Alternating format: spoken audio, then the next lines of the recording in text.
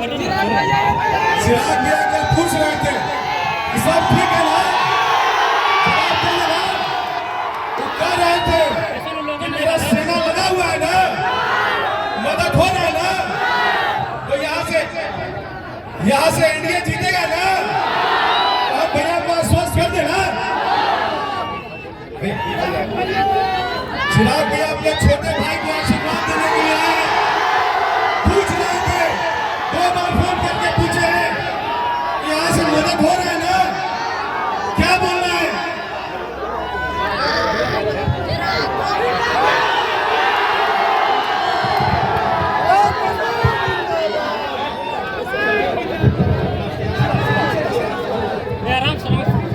साथियों, क्षमा चाहूंगा, आज ज्यादा समय आप सबके साथ बिता नहीं पा रहा हूं, पर यह पुराना वादा था मेरा यहाँ औरंगाबाद की जनता से और मेरे भाई त्रिविक्रम जी से कि आप लोगों के बीच आऊंगा और आपसे आपका आशीर्वाद मेरे छोटे भाई, इनके लिए मैं मांग कर जाऊंगा। इनको यहाँ से, इनको औरंगाबाद विधानसभा से इनको जिता कर बिहार की विधानसभा में भेजना जरूरी है।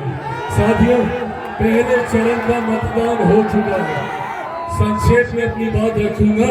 पहले चरण का मतदान हो चुका है और पहले चरण के मतदान के बाद जो रुझान सामने आ रहे हैं उससे एक बात तय है, एक बात स्पष्ट है कि आगामी 14 नवंबर को परिणामों के बाद बिहार में एक बार फिर से एनडीए की सरकार बनने जा रही है। इसमें कोई संदेह नहीं है। आप लोग को संदेह है क्या? नहीं है ना संदेह? अरे तो जब प्रभु सरकार बनने जा ही रही है, केंद्र में हमारे प्रधानमंत्री है ही हैं, यहाँ पर एक बार फिर से एनडीए की सरकार बनने जा रही है, तो उसमें जरूरी है औरंगाबाद विधानसभा का प्रतिनिधित्व करने वाले विधायक मुख्य धारा के विधायक होने चाहिए, सत्ता पक्ष के विधायक होने चाहिए, एनडीए के विधायक होने चाहिए, भारतीय जनता पार्टी के विधायक होने चाहिए। विधायक के रूप में मेरे छोटे भाई त्रिविक्रम जी से विधायक होने चाहिए। साथियों, जरूरी है बिहार अगले 5 साल विकास की राह पर तीव्र गति से आगे बढ़ने जा रहा है।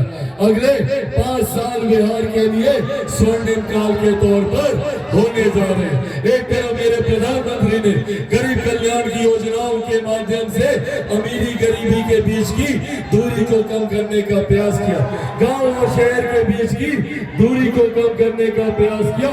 पिछले 11 साल में 25 करोड़ से ज्यादा लोगों को गरीबी रेखा से बाहर निकाला। महिलाओं के सम्मान के लिए शौचालय बनाना हो या उज्ज्वला योजना की बात हो या आयुष्मान के माध्यम से 5-5 लाख रुपए का मुफ्त इलाज हो या फिर प्रधानमंत्री गरीब जन कल्याण अन्न योजना के माध्यम से आज भी देश में 80 करोड़ लोगों को मुफ्त में अनाज दिया जा रहा है। ये तमाम योजना हमारे गरीब परिवार से वंचित वर्ग से आने वाले लोगों को मुख्य धारा के साथ जोड़ने की सोच के साथ है।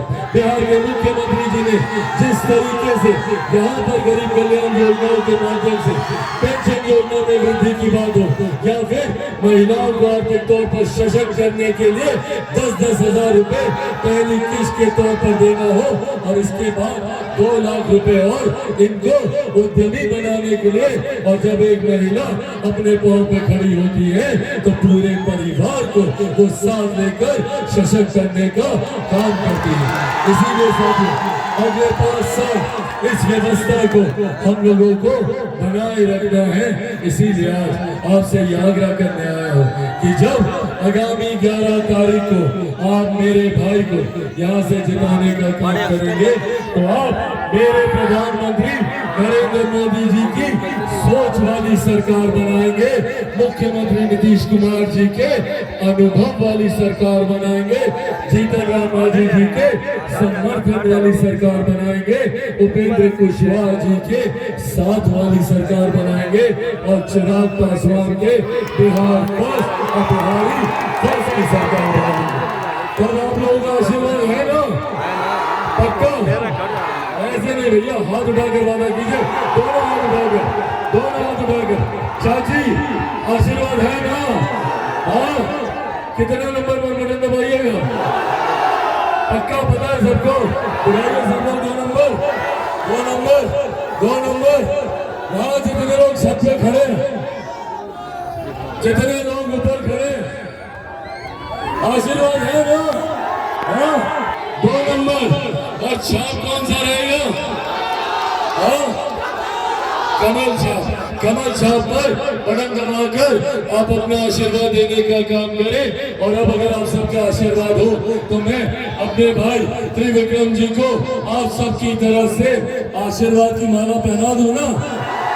पक्का? जोरदार ताली बजाकर अपना आशीर्वाद दीजिए।